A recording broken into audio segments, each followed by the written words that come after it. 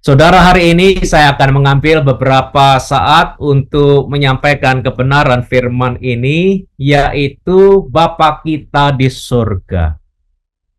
Siapa di sini percaya bahwa kita memiliki Bapa di surga? Haleluya. Setiap orang Kristen adalah ciptaan baru dalam Kristus. Sesuatu yang baru sudah ada dalam kehidupan kita semua. Kita telah menerima roh yang baru, hati yang baru dari Allah. Kita semua sebagai ciptaan baru bisa mengerti arti hidup yang dimerdekakan dari masa lalu. Karena bersama Yesus kita memiliki permulaan yang baru dalam kehidupan kita. Di samping itu juga Alkitab mengajarkan bahwa begitu kita lahir baru, Allah sebenarnya telah menempatkan kita dalam suatu keluarga yang baru. Haleluya. Suatu keluarga, haleluya, amin, baru.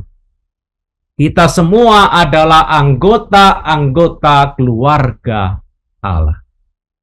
Yang percaya katakan amin. Ada beberapa kebenaran yang saya mau sampaikan kepada saudara mengenai tema ini. Yang pertama adalah ini, kita harus sadar bahwa kita ini lebih daripada hamba. Kita lebih daripada hamba.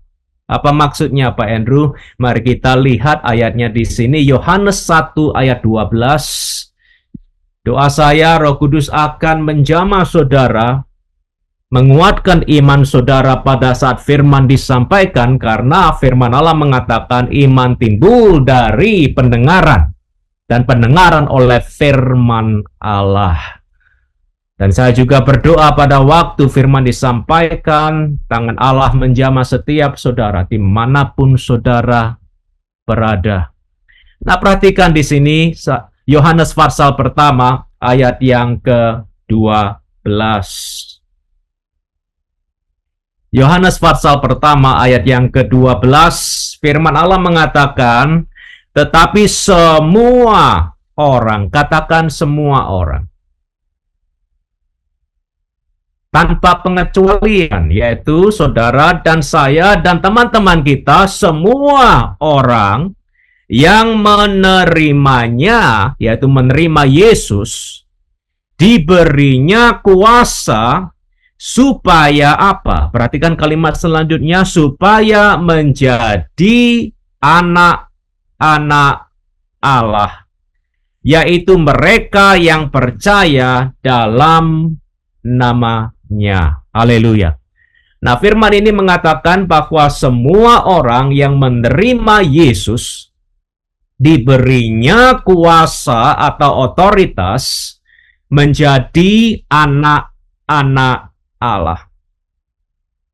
Siapakah kita ini sebenarnya? Jawaban dari pertanyaan ini tergantung dari sikap kita terhadap Yesus. Sudahkah saudara menerima dengan iman Yesus Kristus sebagai Tuhan dan Juru Selamat pribadi? Nah, kalau sudah, maka ada sesuatu yang berubah secara drastis dalam kehidupan kita. Nah, jelas sekali bahwa kita tetaplah kita setelah kita menjadi Kristen. Tetapi ada sesuatu yang lain dalam kehidupan kita sejak kita menerima Yesus sebagai Tuhan dan Juru Selamat pribadi. Kita bukan lagi hanya seorang manusia biasa yang bekerja keras, mencari nafkah, menggali ilmu pengetahuan di sekolah, membangun rumah tangga kita, mendidik anak-anak kita, menikmati arti persahabatan dan mengalami manis pahitnya kehidupan. Alkitab mengatakan, begitu kita percaya kepada Yesus Kristus, pada saat itu juga kita dijadikan, haleluya, anak-anak Allah. kita dijadikan anak-anak Allah. Pada saat itu juga status kita berubah total. Amin. Pada saat itu juga kita memiliki status yang sangat spesial di hadapan pencipta langit dan bumi. Haleluya. Kita semua lebih spesial dari para malaikat. Kita lebih daripada makhluk ciptaannya saja. Kita lebih daripada hamba-hambanya saja. Kita ini adalah anak-anaknya. Amin. Katakan anak-anaknya. Kita semua lebih daripada hamba-hambanya. Apa yang unik dan spesial mengenai anak? Nah, kita sebagai orang tua, kita tahu bahwa anak-anak kita menempati tempat yang unik, tempat yang spesial dalam kehidupan kita. Nah, pernahkah kita berhenti sebentar untuk berpikir, siapakah orang Kristen itu? Dengan cepat, biasanya kita mengatakan orang Kristen adalah orang yang melayani Allah. Betul apa tidak? Dengan cepat kita biasanya mengatakan orang Kristen adalah orang yang pergi ke gereja, berdoa, menyanyi pujian penyembahan bagi Allah, berbuat baik kepada sesama, dan sebagainya. Dengan cepat kita biasanya mengatakan bahwa orang Kristen adalah orang yang melakukan sesuatu bagi Allah. Nah, saya mau katakan ini kepada saudara di sini. Seringkali kita dengan cepat menghubungkan kekristenan dengan melakukan sesuatu bagi Allah. Tapi kenyataannya adalah kekristenan itu pertama dan utama tidak berhubungan dengan pelayanan kita bagi Allah. Kekristenan pertama dan utama berhubungan dengan persekutuan kita. Katakan persekutuan. Berdasarkan apa? Persekutuan kita sebagai anak-anak Allah dengan Allah sebagai Bapa kita. Haleluya. Amin. Persekutuan itu mendahului pelayanan. Kita telah menjadi anak-anaknya. Pada waktu kita lahir baru, kita tidak menjadi hamba-hambanya. Kita menjadi anak-anaknya. Jelas kita sebagai anak-anaknya mengekspresikan kasih kita kepada Bapa kita dengan cara melayaninya. Jadi siapakah orang Kristen itu? Orang Kristen adalah anak Allah. Haleluya. Anggota keluarganya. Sebagai anak-anak Allah kita menduduki tempat yang unik dan spesial di matanya. Jadi sebelum kita berpikir, aku ini hambanya, saya mengajak saudara untuk berpikir, aku ini anaknya. Amin. Dan jelas anak mengekspresikan kasihnya kepada Bapa dengan cara melayani Bapa. Tapi pelayanan itu nomor 2. Yang pertama adalah persekutuan. Haleluya. Kita lebih daripada hamba-hamba. Kita adalah anak-anak Allah. Kita telah menjadi sasaran kasih Allah. Kita telah menjadi sasaran kepedulian Allah. Haleluya. Kita telah menjadi sasaran kebaikannya. Mata Allah tidak pernah lepas dari kita. Pikiran dan hatinya selalu penuh dengan kita. Nah, sekarang saya ajak saudara untuk buka 1 Yohanes pasal 3. 1 Yohanes pasal 3 ayat yang pertama.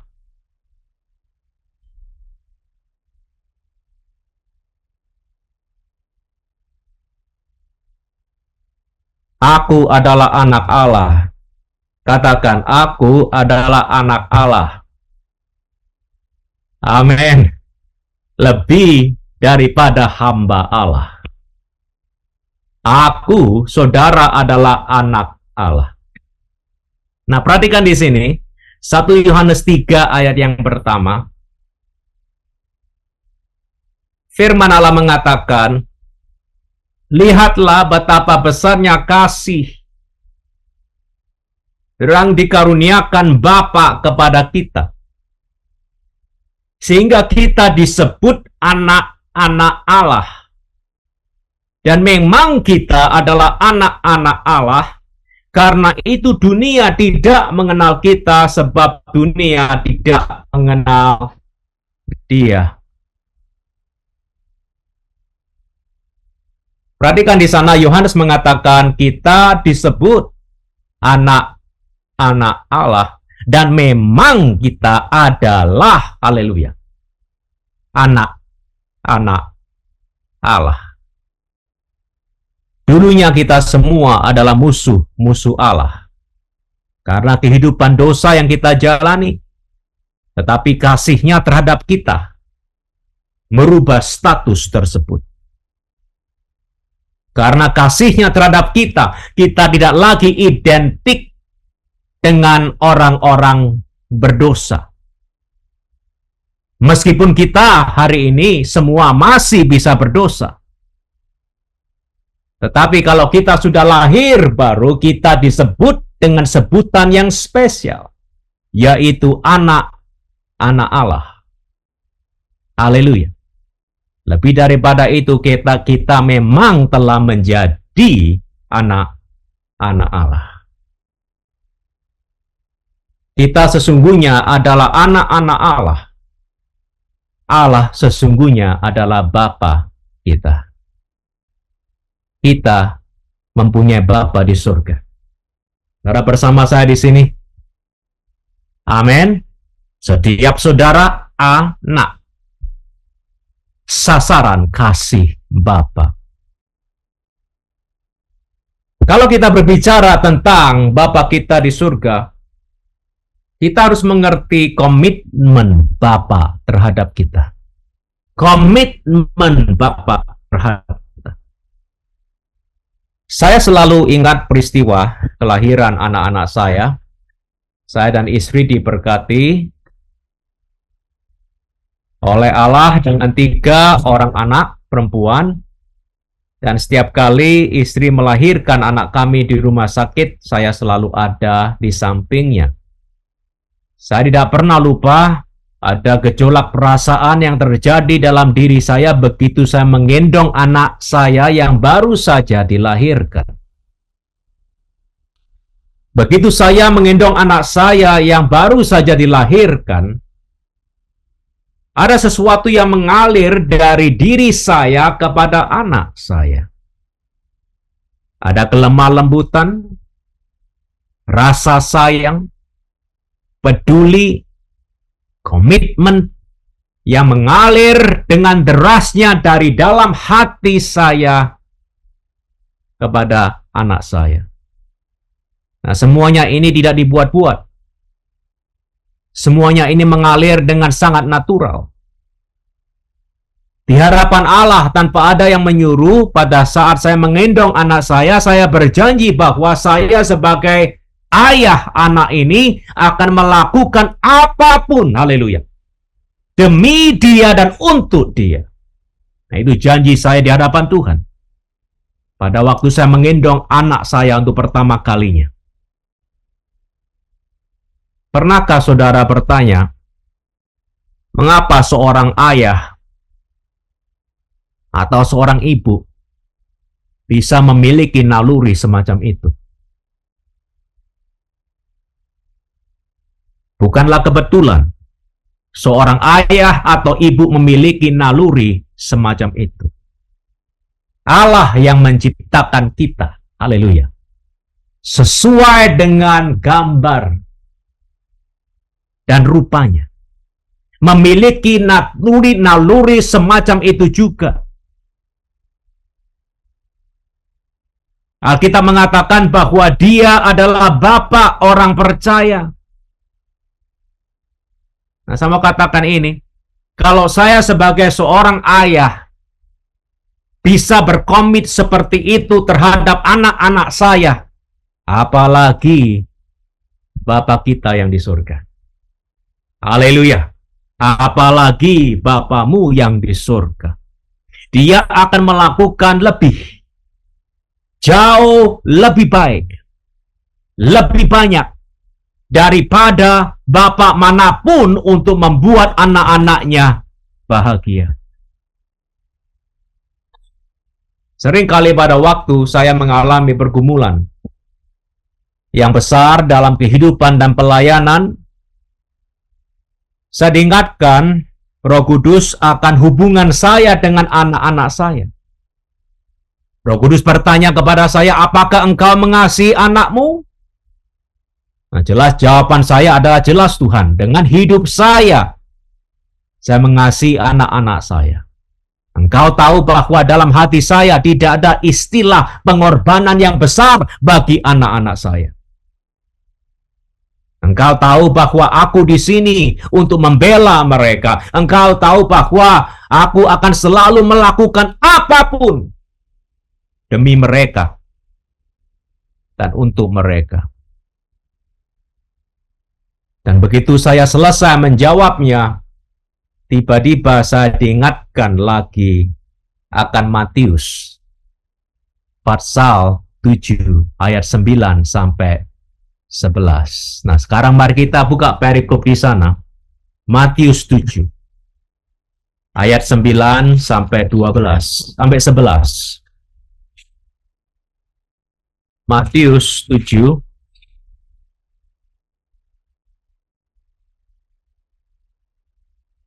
ayat 9 sampai 11, ayat 7, ayat 9 sampai 11.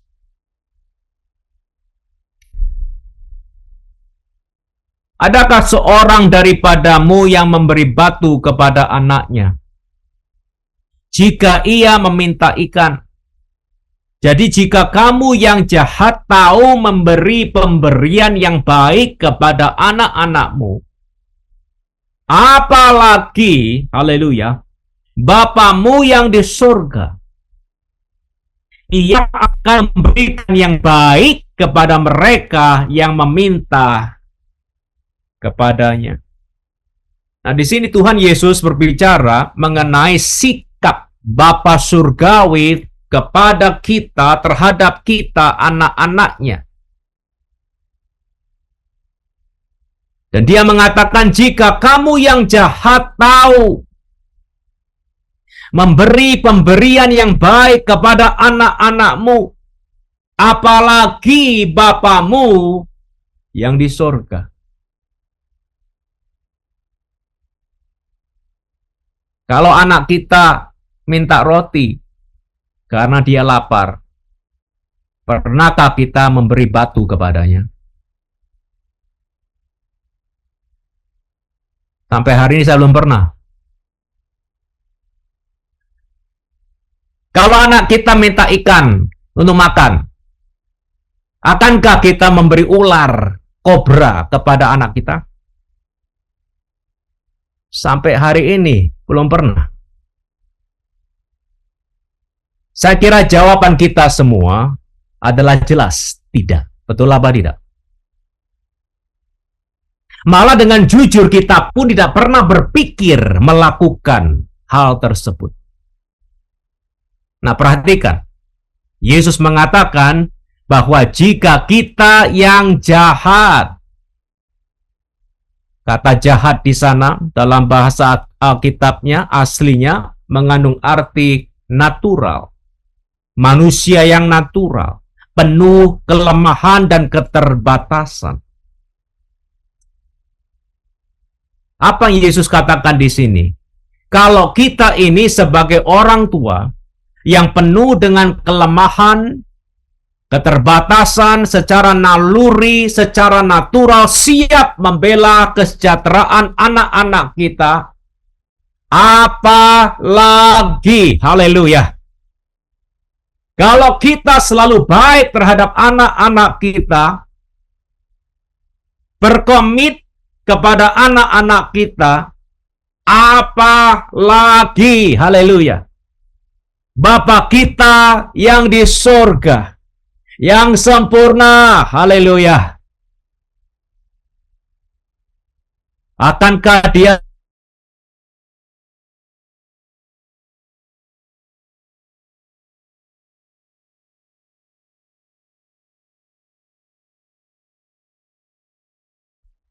tentu saja.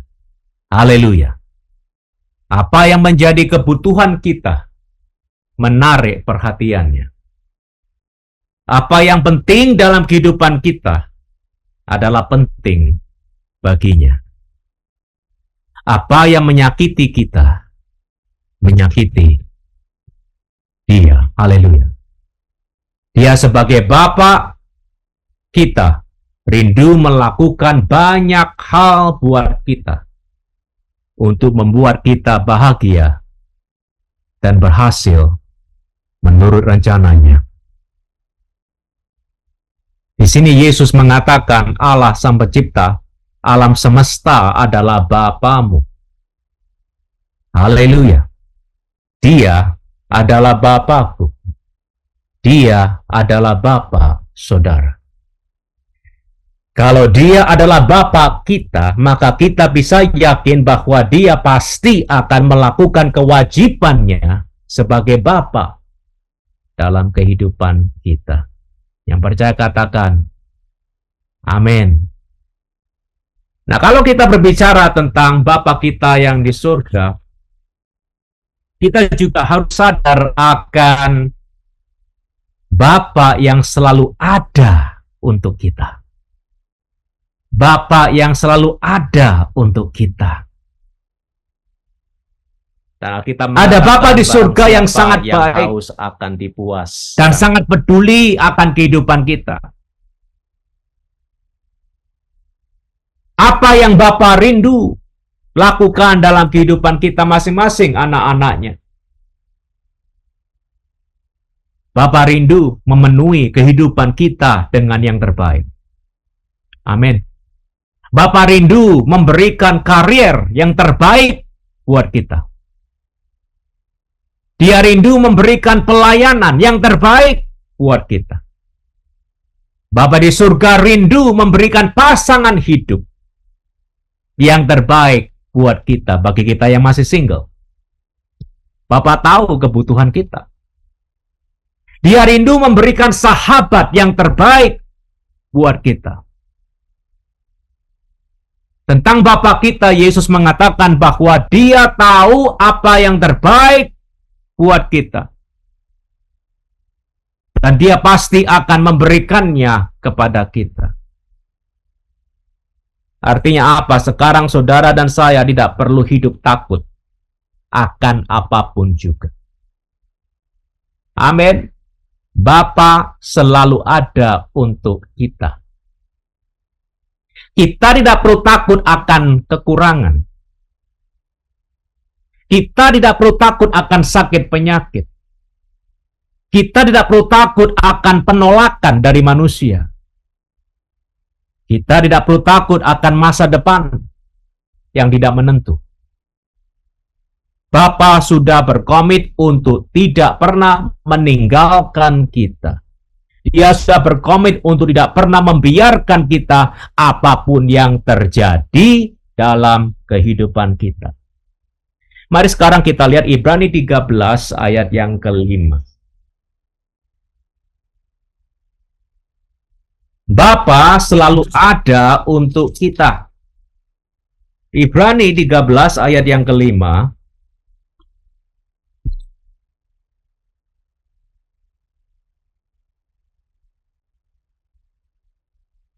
Saya ingin saudara memperhatikan ayat itu. Firman Allah mengatakan, janganlah kamu menjadi hamba uang, cukupkanlah dirimu dengan apa yang ada padamu. Karena Allah telah berfirman. Nah, perhatikan itu. Allah telah berfirman. Firman-Nya apa? Perhatikan di sana. Dia mengatakan, aku sekali-kali tidak akan membiarkan engkau. Dan aku sekali-kali tidak akan meninggalkan engkau. Karena Allah telah berfirman, aku sekali-kali tidak akan membiarkan engkau, dan aku sekali-kali tidak akan meninggalkan engkau. Di sini kita melihat bahwa kita tidak perlu khawatir mengenai kondisi kehidupan kita. Haleluya. Kita bisa hidup dengan rasa aman dan tentram. Mengapa? Karena Bapa selalu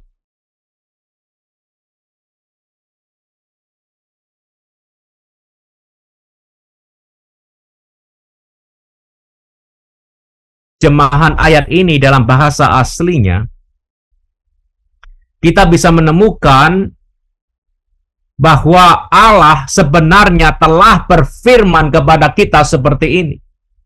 Dia mengatakan, aku tidak akan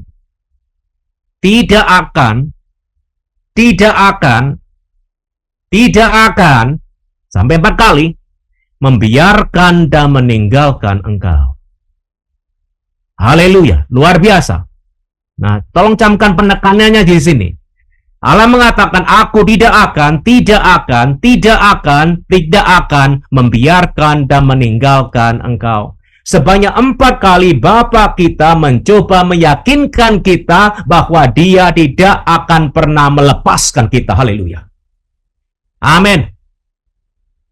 Tidak akan pernah melepaskan kita. Kasih dan kuasa-Nya selalu menyertai dan menopang kehidupan anak-Nya. Haleluya.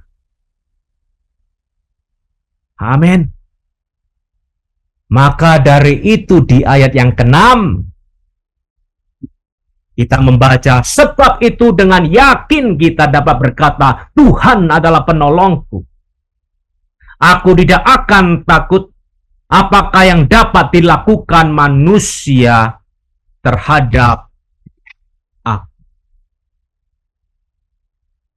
Di ayat yang ke-6, begitu kita sadar akan Bapa selalu ada untuk kita, kita dengan yakin bisa mengatakan, Tuhan adalah penolongku. Aku tidak akan takut. Haleluya. Amin. Apakah yang dapat dilakukan manusia terhadap aku? Bapa selalu menolong anaknya.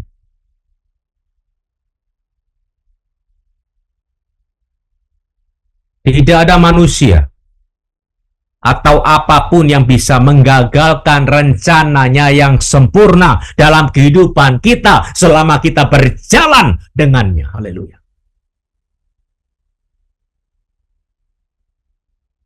Kita tidak perlu takut. Kita tidak perlu khawatir mengenai kondisi kehidupan kita. Karena Dia sudah berfirman, aku tidak akan membiarkan dan meninggalkan engkau. Haleluya. Amin. Saudara, hari ini, kalau kita berbicara tentang Bapa kita di surga, Alkitab juga mengajarkan kita untuk memanggil Dia Bapa. Memanggil Dia Bapa. Artinya apa? Dia lebih daripada Sang Pencipta bagi kita. Nah, orang di dunia menyebut Allah Sang Pencipta, betul apa tidak? Ya. Tapi Allah bagi kita adalah Bapa kita. Haleluya. Dia lebih daripada Allah yang besar bagi kita. Banyak orang Kristen yang mengenal dia bukan sebagai Bapa, tetapi hakim. Allah dalam pikiran mereka itu identik dengan penghukum. Mereka selalu membayangkan Allah yang murka, yang selalu siap memukul kita kalau kita berbuat salah. Ada di antara orang Kristen yang takut akan Allah, takut dalam arti negatif. Sehingga mereka berusaha menghindari dia, tidak mau terlalu dekat dengan dia. Terutama kalau mereka tahu bahwa mereka telah berbuat salah. Saudara, ini adalah pandangan yang negatif mengenai Allah kita. Memang Allah itu adalah hakim segala bangsa. Dia adalah Allah yang kudus, yang membenci dosa. Meskipun dia membenci dosa, dia tidak pernah membenci pendosa. Haleluya. Amin. Karena kasihnya terhadap semua pendosa di dunia ini, dia mengutus anaknya yang tunggal untuk mati bagi mereka, menebus dosa mereka. Yohanes 3:16.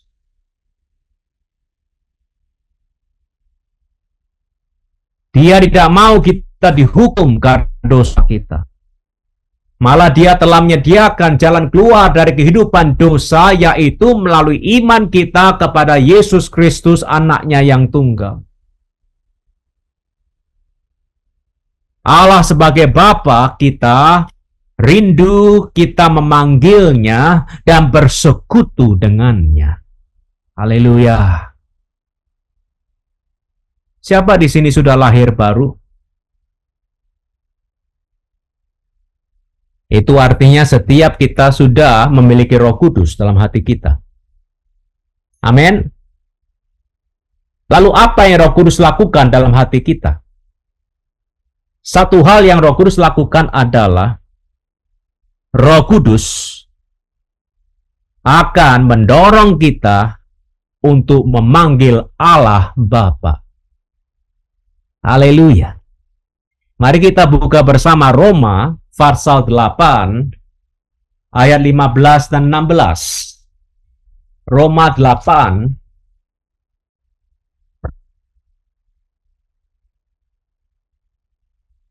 Terima kasih. Terima kasih Tuhan. Terima kasih. Roma 8:15 sampai 16.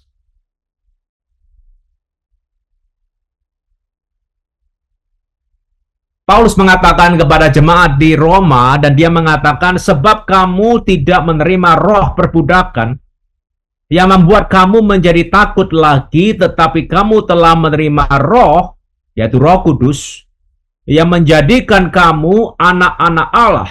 Nah, perhatikan kalimat selanjutnya. Oleh roh itu kita berseru apa? Ya Aba, ya Bapa. Roh itu bersaksi bersama-sama dengan roh kita bahwa kita adalah anak-anak Allah. Haleluya. Nah, perhatikan di sana Paulus mengatakan oleh Roh Kudus kita berseru, ya Aba, ya Bapa. Haleluya. Roh Kudus yang ada di dalam roh kita ini menolong kita mengenal Allah sebagai Bapa. Bahkan dialah yang mendorong kita, memberi semangat kepada kita, mengingatkan kita untuk memanggilnya Bapa. Haleluya.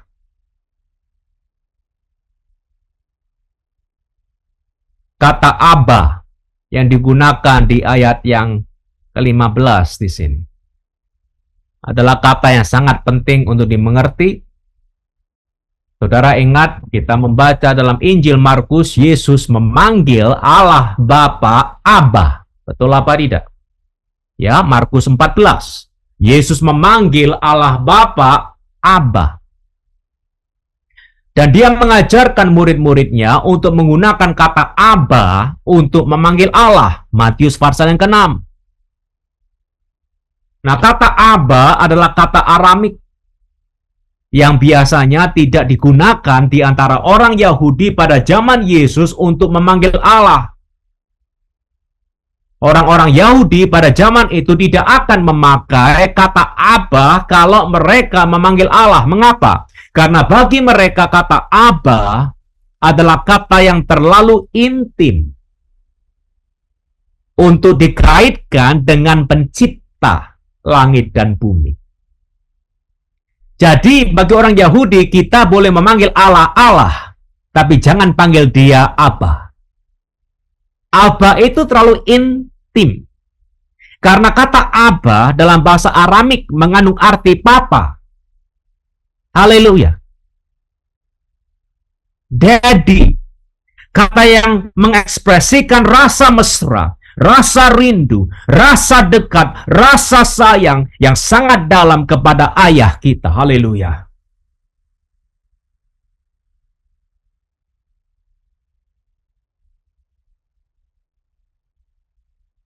Apa yang kita lihat di sini?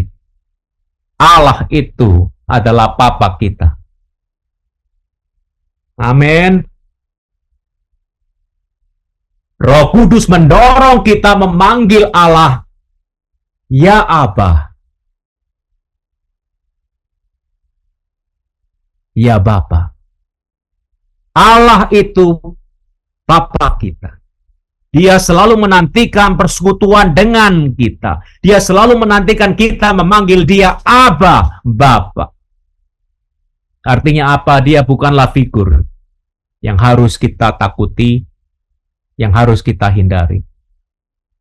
Dia adalah figur yang sangat mau merangkul dan memberkati kita, anak-anaknya. Apa yang kita lihat hari ini, saudara? Hubungan kita dengan Allah itu jauh lebih daripada hubungan antara hamba dan Tuhan. Saya katakan lagi, hubungan kita dengan Allah itu jauh lebih daripada hubungan antara hamba dan Tuhan. Hubungan kita dengannya adalah hubungan anak dan bapa. Haleluya. Hubungan antara anak dan bapa. Hari ini saya mengajak saudara untuk memanggilnya Bapa, memanggilnya Aba, Bapa. Haleluya. Amin. Dia selalu rindu mendengarkan suara kita memanggilnya.